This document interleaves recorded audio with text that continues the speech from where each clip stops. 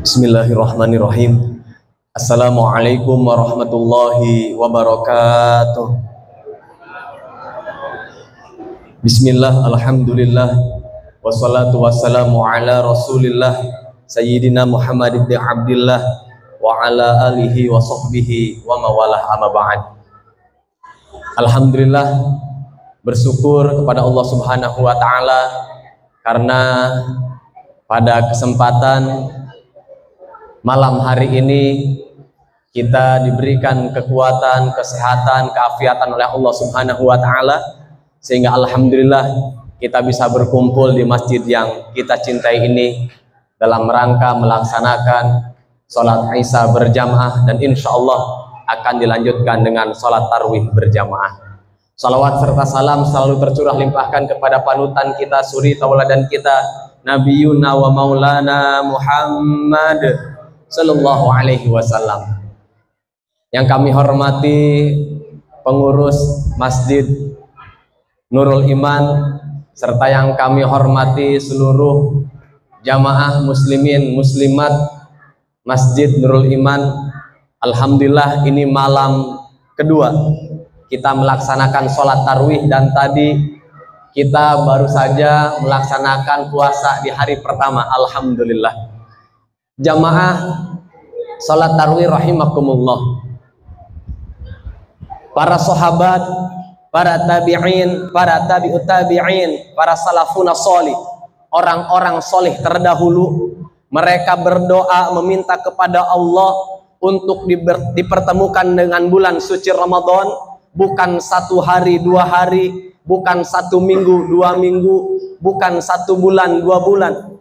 Jadi para sahabat, para tabi'in berdoa agar dipertemukan dengan bulan suci Ramadan, tidak pada bulan Rajab saja dan bulan Sya'ban, akan tetapi 6 bulan sebelum datang bulan Ramadan, para sahabat berdoa kepada Allah Subhanahu wa ta'ala, ya Allah, pertemukan kami dengan bulan suci Ramadan. Ya Allah, panjangkan umur kami agar kami bisa bertemu dengan bulan Ramadan. Itu yang didoakan oleh para sahabat 6 bulan lamanya. Jadi 6 bulan sebelum datangnya bulan suci Ramadan, mereka berdoa kepada Allah agar dipertemukan dengan bulan suci Ramadan. Kemudian setelah Ramadan mereka berdoa lagi kepada Allah Subhanahu wa ta'ala selama 5 bulan.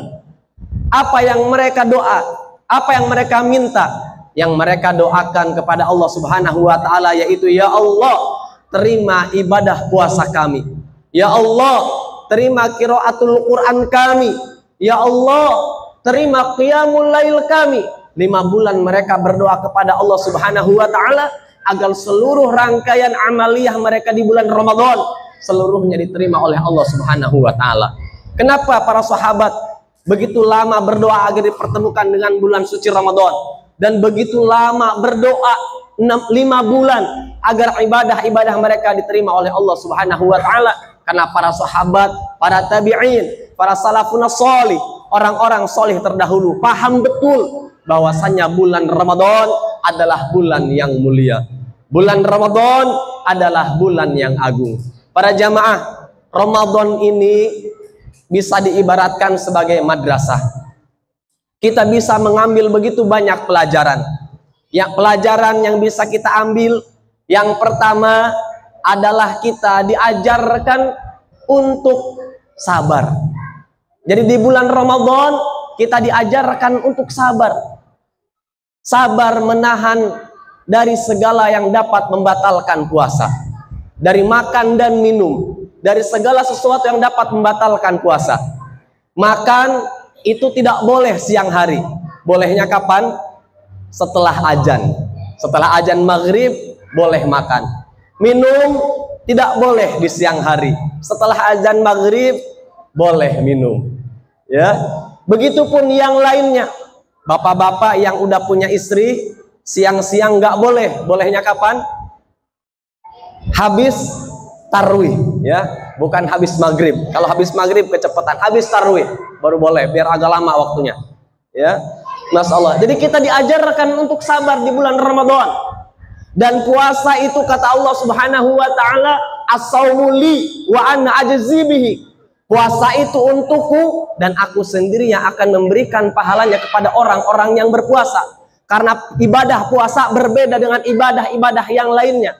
Kalau kita rajin sholat, itu ketahuan sama orang. Oh, si fulan itu rajin betul berangkat ke masjidnya. Bahkan bisa diukur khusyuk atau tidaknya seseorang itu ketika sholat. Kalau sujudnya lama, rukunya lama, sampai pegel orang nungguin. Nah, kata orang, khusyuk betul tuh sholatnya. Sampai lama sujudnya. Ya, sedekah orang tahu. Sedekah 100.000, 500.000 diumumin di Masjidul Iman, tahu kita semua. Ya, diumumkan. Orang pergi haji apalagi? Yang nganterinnya satu RT, bahkan satu kampung. Nganterin tuh ke bandara.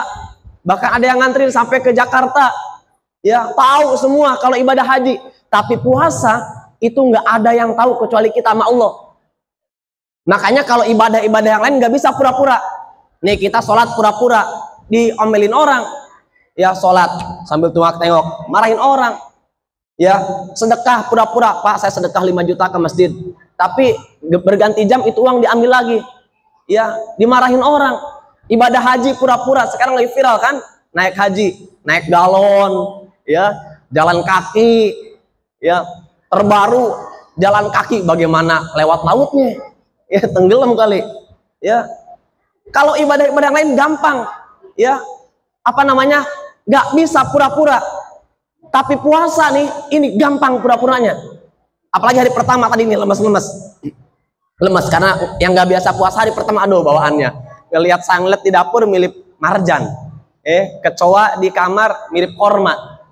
Ya, puasa nih gampang pura-puranya.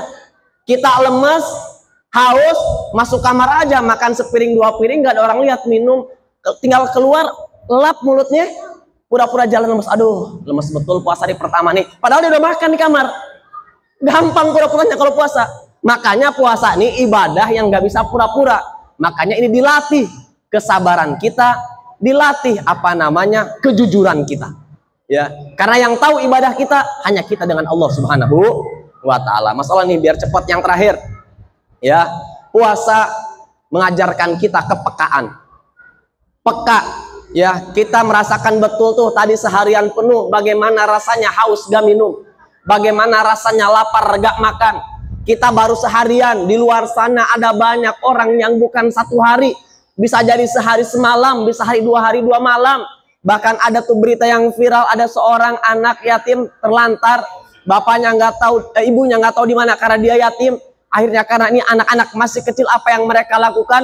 Mereka mengambil makanan dengan cara yang tidak halal. Kemudian diarak-arak keliling kampung. Setelah dicari-cari, ternyata dia mengambil yang tidak halal itu adalah untuk ngasih makan adiknya. Karena adiknya sudah berhari-hari tidak makan. Ya, ini melatih kepekaan kita. Kita lihat sekeliling kita. Kita lihat tetangga kita. Bisa jadi tetangga kita ada yang tidak makan. Bisa jadi tetangga kita ada yang nggak punya uang untuk hari itu. Bisa jadi tetangga kita sedang sakit tapi tidak berangkat ke rumah sakit karena tidak punya uang untuk berobat. Maka Ramadan melatih kepekaan kita. Maka kita lebih peduli lagi dengan lingkungan kita. Kita lebih peduli lagi dengan sekeliling kita. Para jamaah, mungkin itu saja yang bisa disampaikan karena ini temanya adalah kul apa namanya? Kalau kultum 7 menit ya.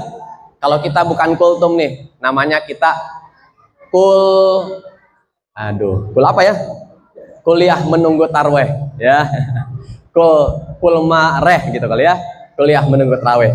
Itu saja yang bisa disampaikan. Mudah-mudahan ada manfaatnya. Kita berdoa kepada Allah Subhanahu wa Ta'ala, mudah-mudahan kita semua diberikan kekuatan, diberikan keafiatan, diberikan kesehatan sehingga kita bisa melaksanakan full Ramadan. Siang harinya puasa 1 bulan dan malamnya kita tarawih 1 bulan. Amin ya Allah ya Rabbal alamin. Akhirul kalam wa sofa wa nama kadar. Assalamualaikum warahmatullahi wabarakatuh.